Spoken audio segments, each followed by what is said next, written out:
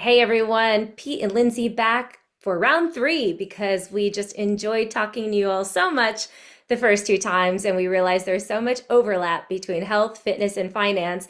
And today we have a really good topic because clients of both of us come to us all the time showing us things that they've seen and heard on social media, and they can't tell if it's fact or fiction. So today's topic is health, fitness, and finance, separating fact from fiction and mistakes that can cost you. And Pete, we didn't even know how to narrow this topic down, right? There was just so many potential things that we've seen come our way that we're like, man, this would be a good topic for that. So, I mean, we did finally narrow it down to a few things that we'll share with people, but I am very excited to dive into the fact versus fiction.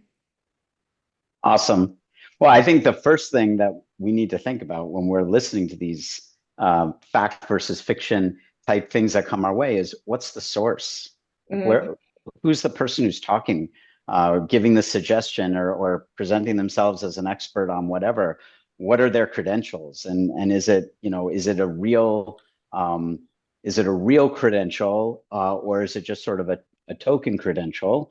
Is it one that takes a year or multiple years to earn, or is it one that is sort of, spend an afternoon study and you get one of these token, credentials that you can throw after your name?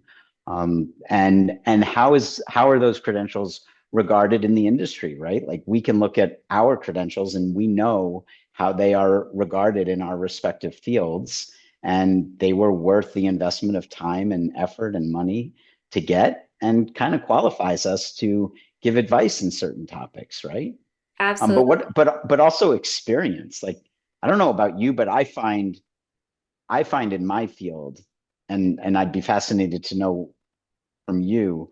I find in my field, you can have someone with a credential, but they Mhm. don't have the experience, and Yeah. you can find people with experience that just haven't found the need for the credential, and so they haven't gotten it. So it is, right. It is sort of a tough road to navigate. Like, do you look for that credential or do you look for the experience? Like, what do you find in nutrition? One thing that I've always been a believer in is, do people have results to back up what they do? Like, Great point. are there clients of theirs that can speak as to, oh yeah, that person really helped me? Like I look for testimonials, I look for reviews, and then like you said, I try to understand that person's logic and I try to talk to them with anything that I'm going to work with someone on, any expert that I'm hiring, whether it's a therapist or a chiropractor or a financial person, like anyone, I want to understand their logic, because something that I've really understood over the years is how people can really cherry pick data to fit their narrative. And I used to do that. I used to do that. And then I caught myself doing that. I was like, this was like several years ago, many years ago, but I was like, wow. And that's really important because you can be building off of the wrong foundation of knowledge. Like you you plant your flag in the ground, you're like, all right, this is what I'm going to build on. But what if you planted your flag in the wrong ground? Like you have to be willing to pick up the flag and move it and not be so tied to being right. You know what I mean? So like that's the other thing. But experience is really key. Like we have textbook case scenarios that play out sometimes, but human beings are so complex in the world we live in the financial world we live in. There's so many different variables that sometimes you have to be willing to not just say, okay, it plays out like this in the textbook, so therefore we go by the textbook case scenario with every person we work with. It doesn't work like that. It would be nice if it did. Well, and that's also why getting referrals is as a source of getting new clients is a great way for folks like you and me to build our business, because then those individuals are sort of getting the vote of confidence of someone that we have worked with. And I mean, I hate to put the label of influencer on the two of us, even though we're recording this podcast to go up on social media, right? But I think it's important to understand why influencers are recording what they're recording. Why are they putting that information up? Like, we do this because we're talking to our clients, right? And we're sort of aggregating the conversations that we're having with our clients and sharing the information, because if one person is asking it, right, probably 10 people are thinking it. Yeah. So that's why we're doing it. If other people wind up learning something from this, hey, awesome. But what is the motivation of the individual who's putting this information up on social media? And I know you're going to share some examples with us. I know, and I'm not, but I can speak to different big names in the financial services industry. Well, they're not in financial services, but they speak about financial products. Mhm. And when you really look at who they are as professionals, they're marketers. Their Yeah. product is their message. It's not whether or not they're actually giving good information. Mhm. And people will say, well, but if they're not giving good information, people won't follow them. But if their voice is louder than all of the naysayers, it's Mhm. going to come across and people are going to listen to them. And if they are getting support of people who haven't vetted that information, there's some really big names out there that do that. And that's the big names. What about the small fries that just wind up with followers? They wind up with a significant following and they're giving advice that is just not vetted, not proven, incomplete. Oh yeah, for sure. It's funny, sometimes like because obviously I'm always watching like health videos and stuff. I'm very much in my own health and fitness world.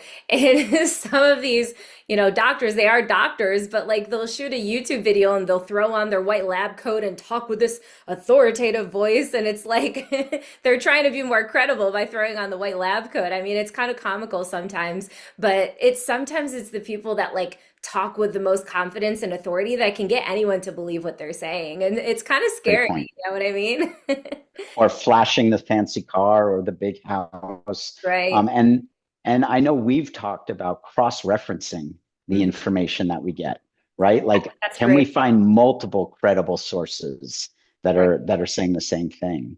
And that's what we do in research. So, you can find anything to fit your data with even looking through peer-reviewed research articles. Like if you Mm-hmm. have put in your head like saturated fat is good or bad, like there's people that think both. There's some people that are out there that are like, oh no, saturated fat's fine. Like eat all the saturated fat you want. And then some people are like, no, saturated fat is bad. And you can find credible peer-reviewed research articles showing facts for both, showing facts to support both. So what we like to do with complicated topics like that is we like to look at meta-analyses showing what does the consensus of research say. But I'll tell you what, there's even meta-analyses that sometimes conflict. And it's like, well, how could that be? If the meta-analyses are looking at the summation of data, like how could that conflict? But it's because, well, one of the reasons, not the only reason, but one example is because when the researchers are designing their experiment and they're deciding what studies to include in their meta-analyses, they have selection criteria. And the selection criteria is supposed to help them to like weed out the bad studies and make it, more cohesive, blah, blah, blah. But sometimes there can be bias within that. And sometimes, it just so happened that their selection criteria happen to select for the ones that are going to show whatever it is that it shows. So it gets complicated. And that's why it is great to have someone that's really been in that world and studying it and that can really, really understand it. So Well, what and do you think? Go ahead. Go that's ahead. the benefit of working with an individual like you for fitness, nutrition, me for finance. You're able to get sort of a custom plan, because when you do go out and you get these rules of thumb off the internet, it sort of plants the seed. It gives you a topic of conversation. It gives you something to explore and to vet if it's for you.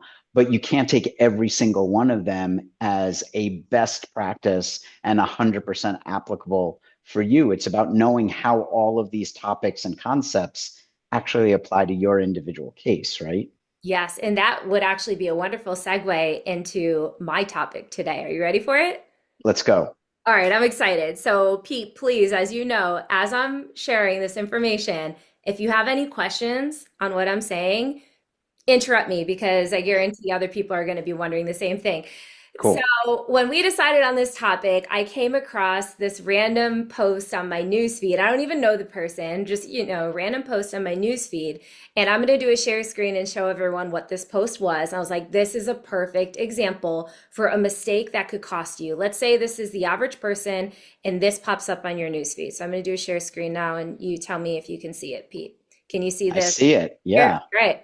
So it says supplements I take every day. And then it says my stack. Let me see. There it goes. My stack to maximize health and gains. All right. So I just started scrolling through. I'm like, what is this amazing stack that gives him these beautiful muscles? Let's see what he's taking, Pete.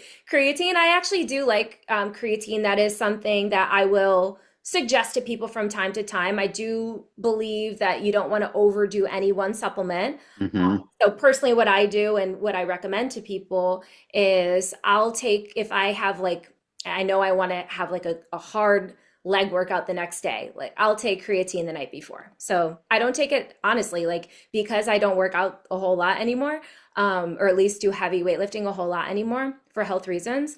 I might take creatine twice a month, if that. Hmm. So I'm not taking a lot. So he has this zinc supplement here, which I'm going to come back to. Remember that zinc supplement. He has Okay. these fish oil supplements here, bioactive lipids, has a fancy name, makes you think you're getting something real special. Bioactive lipids. That sounds intriguing, doesn't it? It's a Yeah. much better name than fish oil.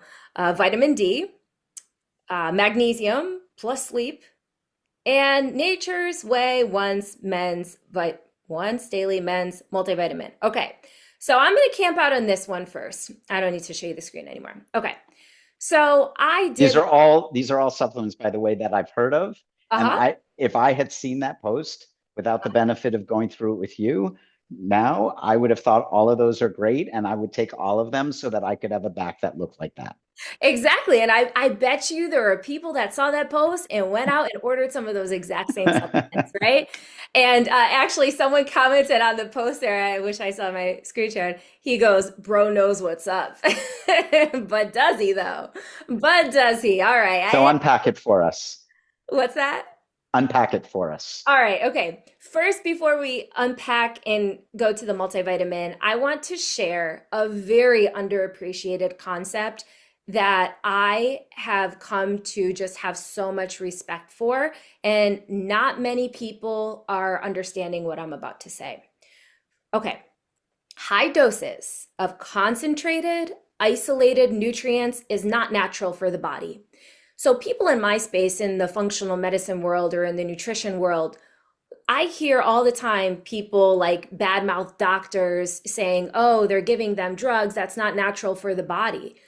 But I think it's a little bit hypocritical when people in my space put someone on 20 different supplements of these like crazy, crazy amounts of these isolated concentrated nutrients. That is not natural for the body either. And a lot of times you see people that like they're on this like paleo diet bandwagon and they're almost like it's almost like a cult type of a thing. And I do love the paleo diet, but I've come to relax on my understanding of it because I don't think any one cookie cutter diet is the way to go. Right. I think it's a great base, but I don't think it's like it needs to be like treated like it's the Holy Bible and you need to do exactly the paleo diet or else. But people that tout the paleo diet about being natural and doing what our ancestors did, there's some of the same ones that are popping like all of these high dose supplements every day. So food is best. I stopped taking a multivitamin, and what I'll do with clients sometimes, if I see that they haven't been eating a nutrient dense diet, I will do a short term of a high quality balanced multivitamin and then back off and have them try to just maintain it with diet. But I'll say it again, high doses of concentrated, isolated nutrients is not natural for the body. It creates imbalances, and the more time you go using any given supplement, that's an unbalanced amount of it, it leads to problems over time. So people have a hard time grasping the concept that, let's say they take any given intervention, whether it's a multivitamin or something that gives them energy or whatever the supplement is, they initially get a boost from it. Or you can use the same with starting a new diet. Like, let's say someone starts a keto diet or a carnivore diet or a vegan diet. And initially they feel this amazing benefit. They might report, oh, I lost weight. I felt my brain working clearer. I started sleeping better. And all those things can be true. And that diet can still not be optimal because over time of doing anything like either an isolated, unnatural amount or having a restrictive diet where you're cutting out things from the diet, with a vegan diet, you're cutting out animal meats, or with a keto diet, you're cutting out most carbs. Those things are actually beneficial for the body. Yeah. And so you don't feel the negatives at first, but after you're on this for 3 months, 6 months, a year, 2 years, 3 years, that's when some of those negatives start to creep up and people cannot draw the connection and connect the dots that that same thing that initially made them feel better is now making them feel worse. So hopefully that's kind of making sense. Makes perfect sense. Yeah. Great. Okay, so now let's go into that multivitamin example. So in that multivitamin, I looked it up and I looked at all the nutrients in there. The first problem with it is this contains synthetic versions of folate. And this is a whole other topic that I will be doing a deep dive on. So stay tuned because I'm going to do a whole podcast on the supporting research as to how problematic it can be to take high doses of folic acid. And for a certain percentage of the population, about a third, according to the research, and this is related to an MTHFR SNP, which if you've never heard that before, you're like, what the heck? It sounds like a swear word, right? MTHFR. But a lot of people have begun to hear about that because it's actually like more research is coming out about it. It turns out there's like a decent percentage of the population that are at least heterozygous for it and a decent percent that are almost homozygous for it. And it really does impact the way our body processes folate and specifically folic acid. And for those people, you're actually putting yourself at a much greater risk. According to the preliminary research, it appears that you're putting yourself at a greater risk for different types of cancers, specifically colon cancer, and also for poor detoxification and other metabolic disturbances in your body. And so I'll go in a whole separate podcast. I'll talk a little bit more about that. But the problem is there's a lot of folic acid that our food has been fortified with and that the cheap supplements have.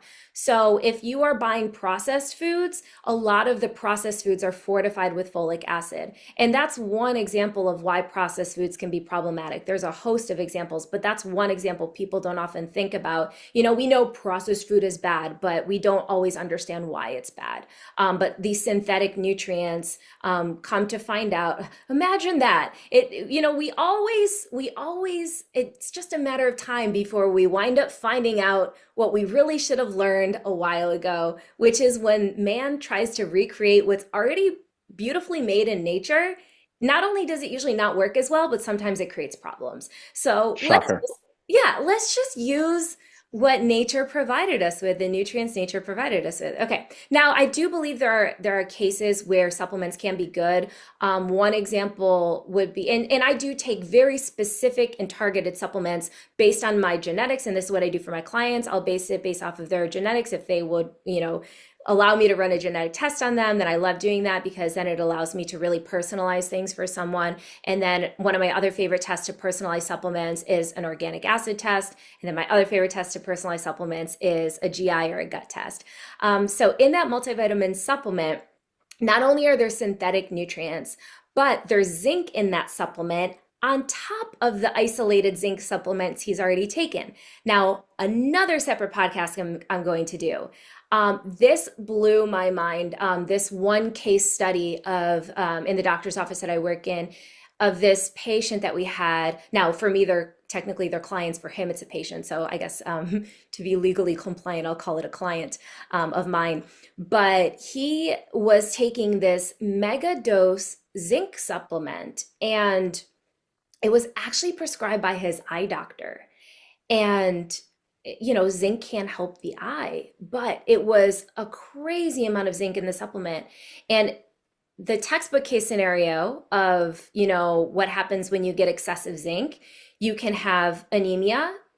First of all, it induces a copper deficiency, and then you can have anemia. You can have poor blood sugar control. You can have neurological issues. You can have compromised immune function and fatigue, if I didn't already say that. And so all of these things that can happen from excessive zinc, we were seeing play out in his symptoms and in his blood work. And I'm going through his supplements. I'm like, who put you on that? He's like, oh, my eye doctor. And I was like, you might want to like show your eye doctor this information. I had written an article on what excessive zinc can do. And he ends up writing me back. And now I did not verify this, so I need to verify it, but I meant to, but I forgot to. He said there was some kind of like a lawsuit against the supplement. And he was like, oh my gosh, like I was looking more. I don't know if it was the lawsuit that he was referencing, or if he had actually done some more like talking to the doctor or whatever, and whatever the case may be. But he was like, wow, like, thank you for telling me, like, I'm going to stop this immediately. He stops it, and then his levels started to normalize again. But what's really important when it comes to minerals is we need a balanced ratio. So with zinc, we need it to be in balance with copper. And the recommended copper to zinc ratio is 10 to 1. Well, in this guy's supplements, in the post that I showed you, not in my client's example, but in the post that I showed you, homeboy that knows what's up was taking a copper to zinc ratio of 229 to 1. Okay, it's supposed to be 10 to 1. And so if he hasn't started to experience some of these symptoms yet, if he continues to take it every day, like he says he will do in his post, then he will have reduced functioning of these systems of his body. And will he know it and feel it? Like, how's it going to manifest for him? Yeah, he might start to feel fatigued. But people are like hardly ever they're gonna say their fatigue is from their supplements. They're gonna think, oh, maybe I didn't sleep enough. Like they're not gonna like very few people are gonna make the connection, because this is not talked about. Like even like I said, even people in the functional space, like they don't talk about this a lot. But yeah, he might start to feel fatigue if he gets some blood work done. He might start to see some kind of like weird numbers going on in his red blood cells, or some kind of like an anemia symptom pop up. He might start to feel a little bit foggier in the brain, but like we always have to understand there's a spectrum of health, right? So I don't think this is necessarily going to cause him to get a disease. I mean, it could over time, but like never say never, right? But I don't think he's going to get a disease from this. I think he's going to have suboptimal functioning of his bodily systems. But so that's that. And then also, like, you might notice your wounds don't heal as quickly. So, poor wound healing can happen from either too Because much of or the too little zinc. anemia. Yeah, yeah, exactly. And the balance of zinc is really important for hormonal production. So, everything in balance. And so, in general, like when you stack multiple supplements without seeing are you overlapping in these nutrients, it can be very problematic. So, if you are taking supplements, one, I recommend, cross-checking it with someone that is knowledgeable in this field. But two, if you can at least get some blood work annually. Now, also understand that the standard blood work is a very, very, very small snippet of all the things that you could possibly test for yourself. So, the standard blood work is really just a starting point to kind of like rule out some, more disease states. But if someone is interested in optimizing their body, then there's some more in-depth tests that I typically recommend. So And go ahead. for years I've been I can think of every gym that I've been to, whether it's a big gym or just a boutique workout spot where you always see these folks walk in with their huge bottles and they've got all or they're popping stuff. And the number of times that I've heard, hey, if my body doesn't absorb it, I'm just going to pee it out. Oh my gosh, And great example. right. Yeah. And that's not true. So it is and it's not for certain things that like water soluble vitamins. Yes, you do pee it out more. But oh no, there's so much more to it than that. There's so much more to it than that. Yeah. Especially for the non-water soluble vitamins and for minerals, for fat soluble vitamins, A, D, E, and K. Like it's a little bit more complex than that. So it's I think it just emphasizes the point that if you're going to start to put stuff into your body, whether it's food stuff, whether you're picking a diet like a keto diet or a paleo diet, if you're going to do supplements, it's really best to have it done with medical supervision. But then to your point, maybe you also want to get a really qualified nutritionist to look over the doctor's shoulder. I know that for a few years, I tried keto. I loved keto. Keto worked for me in every one of the ways that it is reported to work. But I also did it with a physician's supervision and a physician who understood what it meant to be an extreme athlete and what it meant to want to take on one of these specialty diets for a reason. And how do you then balance out what you're taking? And so I think having those resources in your corner so that you know that you're not damaging your body in the process is really important. Yeah, no, for sure. And I mean, there's just so many people that will push so many random things out there, right? And you never know what to trust and how it's going to work for you. But something to switch gears on everyone. Pete, I have been seeing pop up all the time on my newsfeed, maybe because you and I do these financial and fitness and health podcasts. Maybe my phone is listening to me and now popping up all of these random like financial ads now. Maybe because it's tax season too. But I've been seeing things on life insurance pop up lately. And, Mhm. as I age, I'm like, huh, life insurance. Yeah. What do I really need to know about life insurance? Like, are these ads just trying to sell me on something, or is there something that I really need to be pulling the trigger on and being proactive on? Now, I do have a life insurance policy, but luckily you've been able to help me out and understand, okay, is this the right fit for me? How important is this? But share with us a little bit of your insights on that because that is just something that I've been seeing pop up a lot lately. Yeah, so you bring up a really good point. Is it a right fit? So life insurance at its core, really, quite frankly, it should be called death insurance, right? Because life insurance pays when the insured dies. So when you die, your life insurance policy is going to pay out to your beneficiaries. They're trying to be But a there, glass half full guy, Pete. That was a glass yeah, half well, empty. well, that's the industry. That's the industry. The industry is called life insurance, right? But it really just pays out when you die.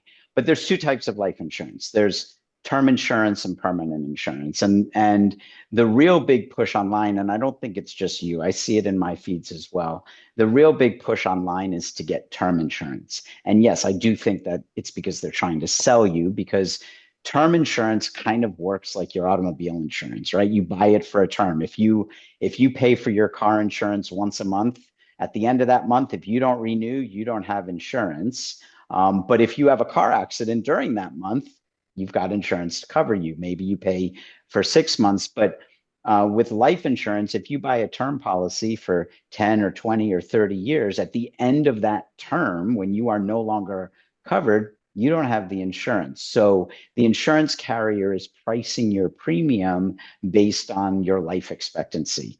With permanent insurance, there's one thing that the life insurance company knows for sure, and that's that absolutely you are going to die.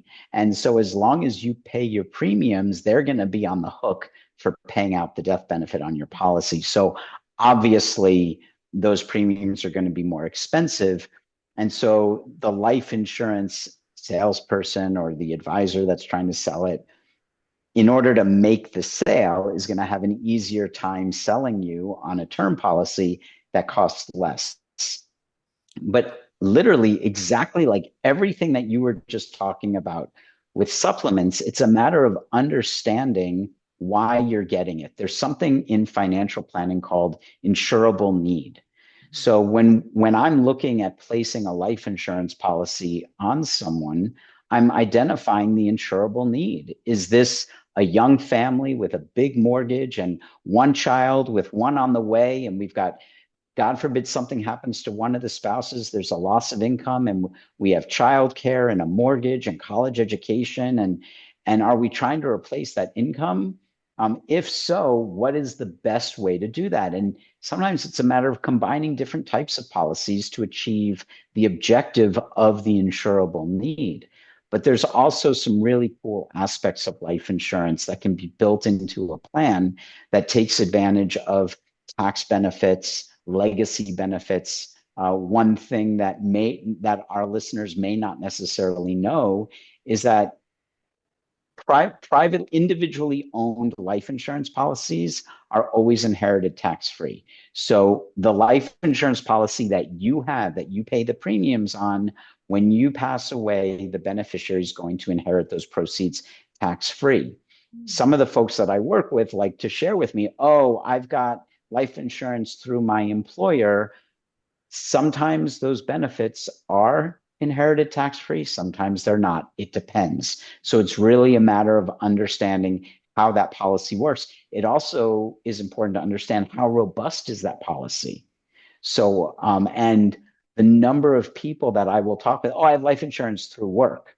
Mhm. What they don't realize is that life insurance through work is $20,000. They thought it was 1 times their salary or 3 times their salary. Somehow they misunderstood. They missed the email message that said, no, it's only $20,000, right? So it's really a matter of understanding how much coverage you have, how does it work, what are the tax consequences to the beneficiaries. Most importantly, how does it fit in your plan? Mhm. Right? So, as with any other investment, know how life insurance and the type of life insurance fits into your plan.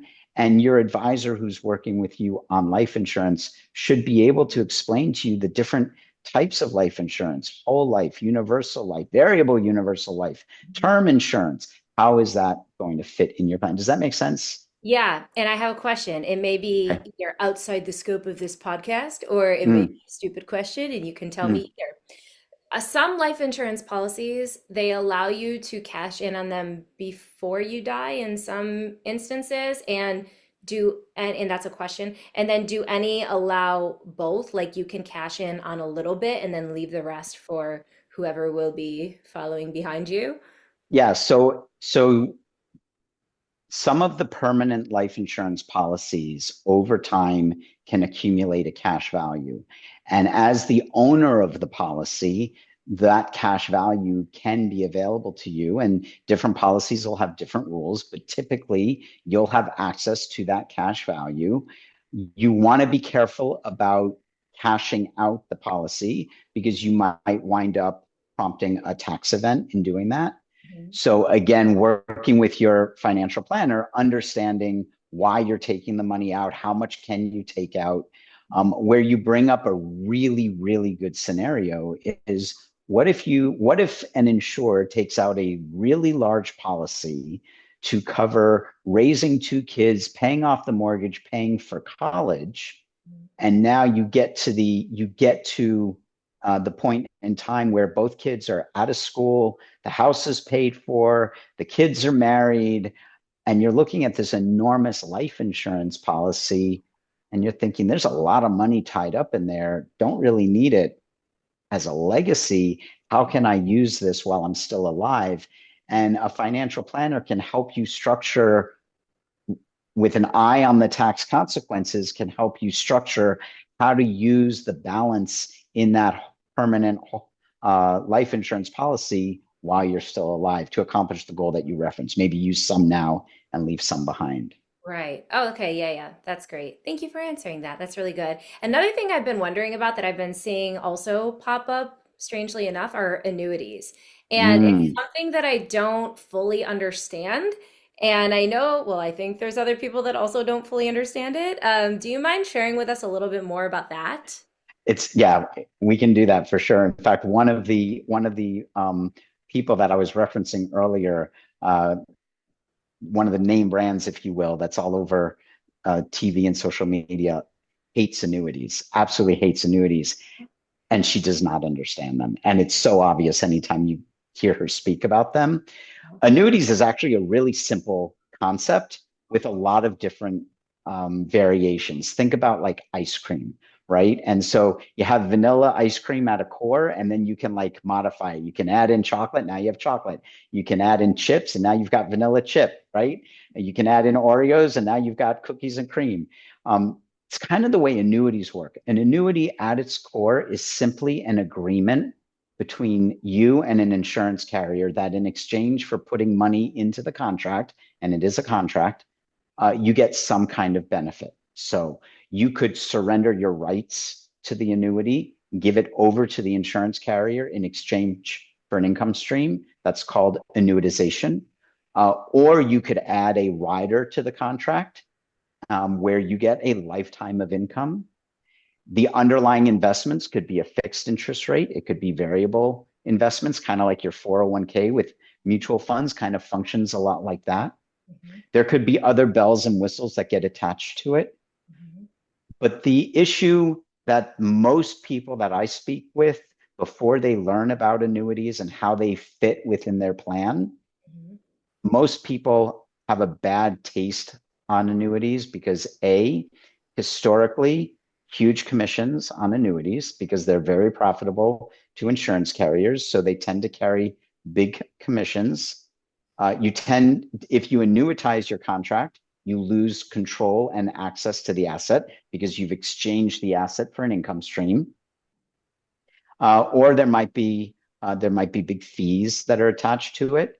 Mhm. So if you work with a registered investment advisor, if you work with a firm that only does fee-based work and there's no commissions and they are a true fiduciary, you don't have to worry about some of those really expensive annuity contracts because they're just covering their costs on that because the advisor is getting paid through a management fee. They're not paying a commission.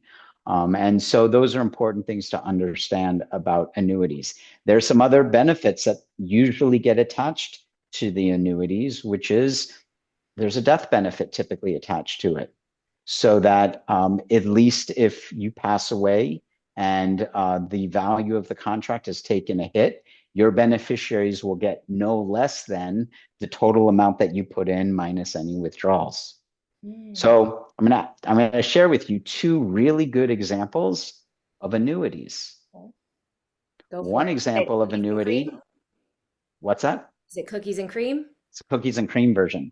One type or one example of an annuity is when you hear of people winning the Mega Millions, and instead of taking the lump sum, they take like 20 years of or lifetime payments. That's an annuity. Oh, okay. When you have people who work for an employer where when they retire, they get a pension. It Uh, could be the federal government, it could be, some of the older employers that are out there that still offer pensions. Those are annuities. Those are simply annuity contracts. And they're getting the income. Another one is Social Security. oh, those are examples of annuities. Okay. You're making payments with every one of your paychecks. You're making payments into this black hole that you hope and pray is going to be there down the road. But when you then turn on that income stream, it effectively is an annuity because it's going to pay out for the duration of your life. There is a beneficiary aspect to your spouse on how when you pass away, how your surviving spouse might benefit, right? And your benefit is based on your life expectancy, just Mm. like an annuity. Wow, I guess I So knew more about annuities than I thought. you very well may have. Yeah. Properly placed in a plan, it can be a really impactful component. But it's one of those things where you want to understand why it's in your plan and the role that it's doing. Right. And there are so many different vehicles that you can pay into, right? Mhm. Between life insurance, between stocks and IRAs. So it's just like there's so many different options out there that sometimes it can feel overwhelming for the person that Absolutely. doesn't study it. I know I feel that way. It's like, wait, so many options. Probably how people feel when they're standing in front of a rack of supplements. Like, so many options. Which one? But you can look at that shelf and know exactly which one to go to and look at a jar and say, yeah, this is the one that I want. Yeah, go to the produce aisle.